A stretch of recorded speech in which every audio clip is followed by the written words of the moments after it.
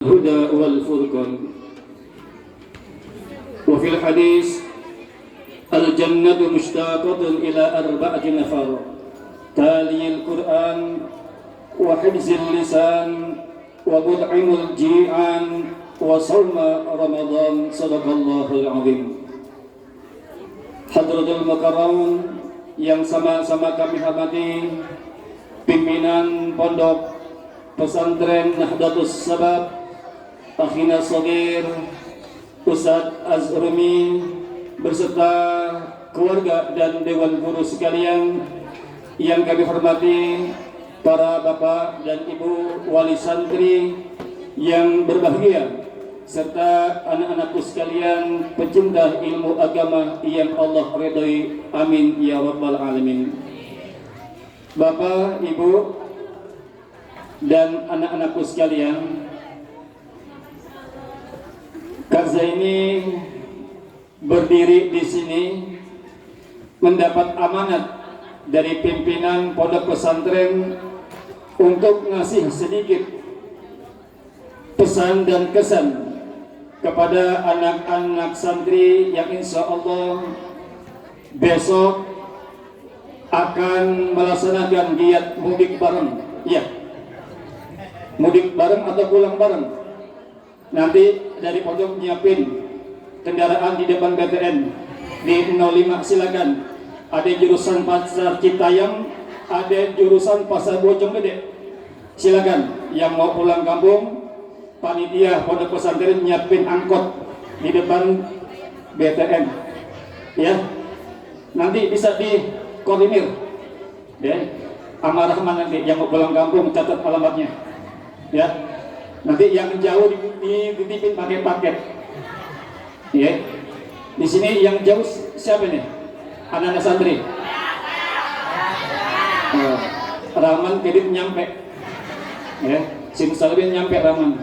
Ya, sahur pulang balik pulang mulu kalau sahur. Ya, nggak di pondok ngapain? Minta sahur pulang kampung dekat Rahman. Ibu, bapak dan anak-anakku sekalian,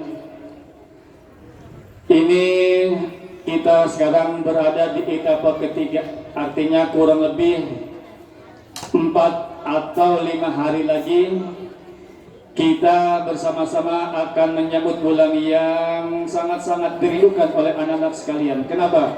Karena Idul Fitri biasanya anak-anak dapat hadiah dari ibunya, betul? Udah dibeliin sepatu belum? Udah dibeliin baju belum? Nanti besok pulang, ajak emaknya, ke mall, ke CCM, nanti ama suruh milih sepatu, suruh milih baju, nanti bayarnya pakai uang lebaran masing-masing. Bayarnya pakai uang lebaran masing-masing. Anak-anakku sekalian, ini sebelum kalian pulang nanti, Gaza ini mau ngasih sedikit pesan. Boleh gak Kak Jenny mau ngasih sesuatu? Ini nanti Kak Jenny kasih buat anak-anak santri itu masing-masing petasan. Kak Jenny kasih semuanya petasan. Mau petasan? Nanti petasan nyalahin jangan di sini.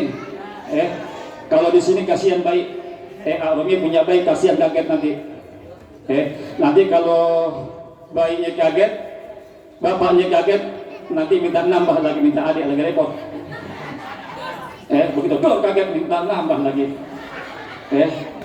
Nanti si Farhan punya adik lagi kan. Ya, ini pesan Kak Jenny nanti dipasangnya disembunyi di rumah. Ini petasan nggak bahaya. Apa petasan?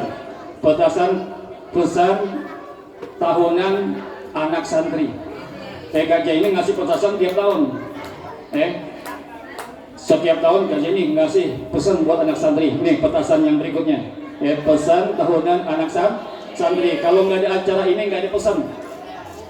Adanya Ramadan, alhamdulillah berkah. Ini pesan Kak Jenny yang pertama buat anak-anak. Tolong. Masih pada punya ibu nggak? Masih pada punya bapak nggak? Masih lengkap semuanya? Alhamdulillah. Alhamdulillah bapak kita masih ada, ibu kita masih ada, masih komplit, paket komplit.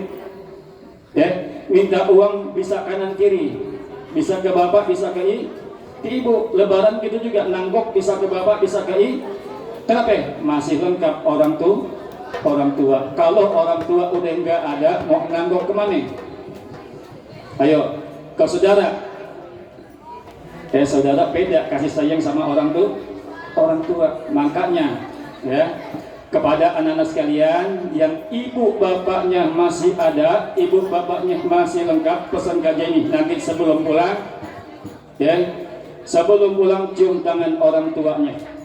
Jadikan orang tua antum semua sebagai raja. Ya. Tahu raja?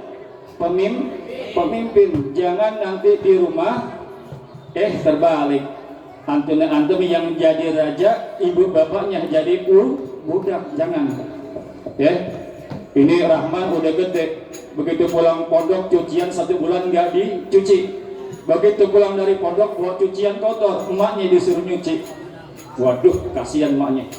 Badannya makin habis aja. Belum bikin kue lebaran disuruh nyuci. Masya Allah, jangan. Kalau yang gede-gede bisa nyuci sendiri. Jadikan orang tua kita raja, hormati orang tua. Kalau orang tua kita nggak ada, baru bisa kita rasakan. Contoh, di depan kaza ini, dulu Ak Romi ngaji seperti antum tuh. Sekarang lihat, bapak ibunya udah nggak ada. Ak Romi waktu itu sekolah masih SMP SMA. Bayangkan, Pak, Bu, ada di sekalian, dulu Ak Romi SMA, seumur Rahman bapaknya nggak ada, ibunya nggak ada. Ya kan, orang yang dicintai. Nah, kalau seandainya kejadian yang Omi alami terjadi pada antum sendiri, kira-kira kuat nggak? Nggak bakal kuat. Cuman alhamdulillah, saya punya adik Ustadz Azumi, sekian tahun ditinggal orang tua, alhamdulillah beliau bisa mandiri, bisa membimbing kakaknya, bisa membimbing adik-adik, sehingga alhamdulillah ini amanat orang tuanya buat buka taklim, buat buka pengajian dapat terwujud sampai saat ini.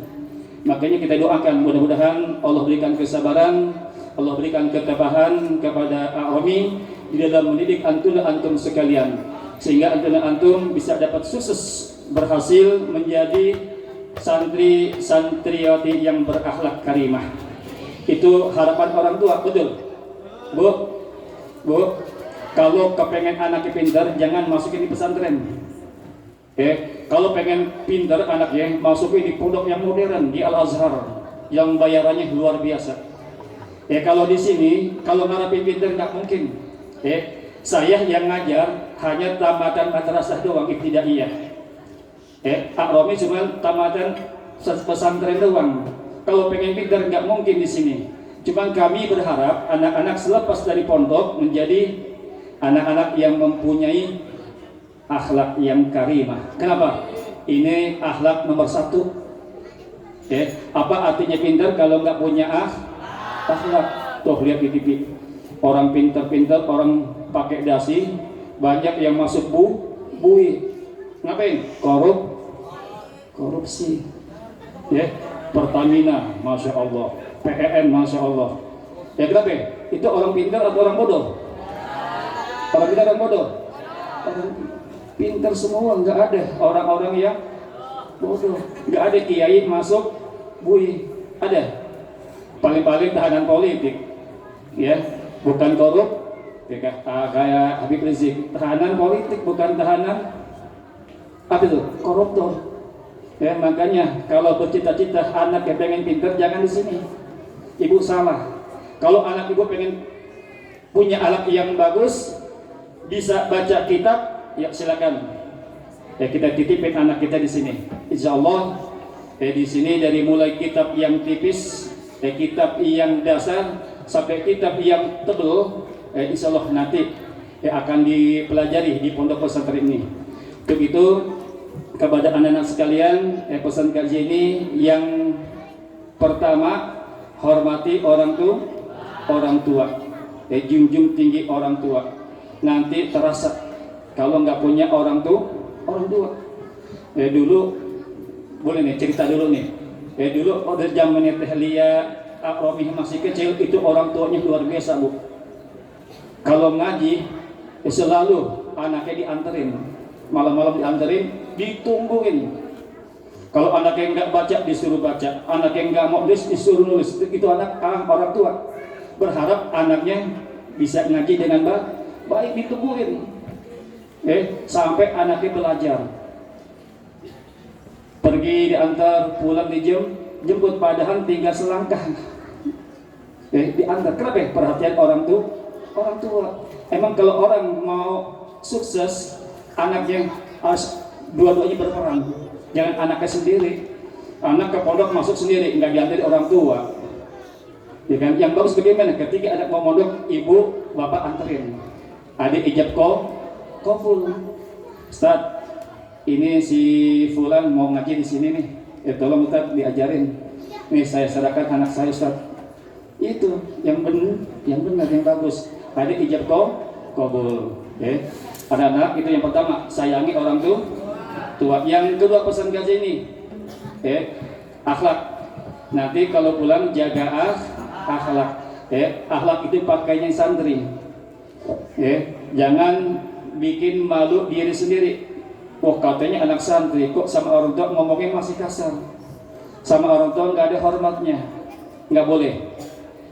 Harus sama orang tua berkata ma'rufan, berkata yang ma'ruf, yang baik. Jangan orang tua dibentak. Antum belum bisa balas jasa orang tua. Ini air susu ibu yang antum isap setiap hari, itu belum bisa kita bayar. Itu keringat bapak kita yang menafkahi kita untuk mondok, untuk sekolah, itu belum bisa kita bayar keringat orang tua kita. Pergi pagi pulang malam, itu hiasin bapaknya itu. Sering ketemu di kereta. Perjuangan sampai Depok aja luar biasa ya Pak ya. Uang di kereta. Keringat netes. Kenapa? Biar Yasin nanti sukses hidupnya di dunia akhirat. Itu harapan orang tua. Kita nggak boleh menyia-nyiakan kerja keras orang tua. Yang berikut pesan kaji ini yang ketiga, segala sesuatu yang telah diajarkan di pondok, antum diajarin baca Quran. Ini Ramadan belum berakhir, yuk setiap hari di rumah Quran tetap kita baca. Kita buka, kita muzakarah. Kalau di rumah punya teman, kita sama-sama belajar.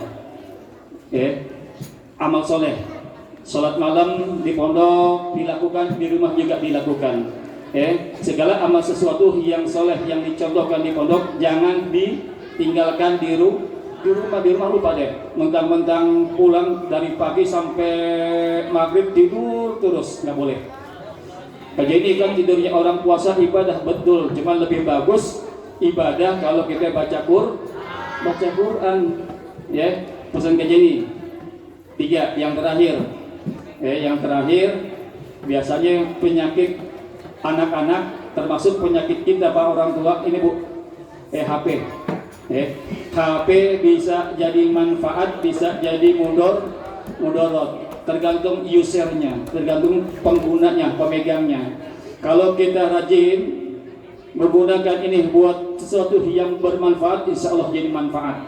Kalau HP dibuka cuma buat YouTube, buat nonton yang nggak penting, rugi. Untuk itu ini HP digunakan sebaik-baiknya. Di rumah jangan sering-sering main HP. Daripada buka HP, mendingan buka Al-Quran. Kalau Al-Quran jelas pahalanya. Syifa bagi kita, rahmah bagi kita. Kalau kita pengen sembuh dari penyakit, kalau kita pengen dapat rahmat dari Allah, banyak-banyak baca Al-Quran. Kan Allah berfirman, wa nunazzilu minal Qur'an ma huwa syifaa'un wa rahmatul lil mu'minin. Hati lagi galau, Ibu pikiran lagi galau nih, bapaknya udah tanggal 24 THR belum dapat, galau nggak Bu? Bagaimana mau dapat, kerja enggak? Siapa yang mau ngasih THR?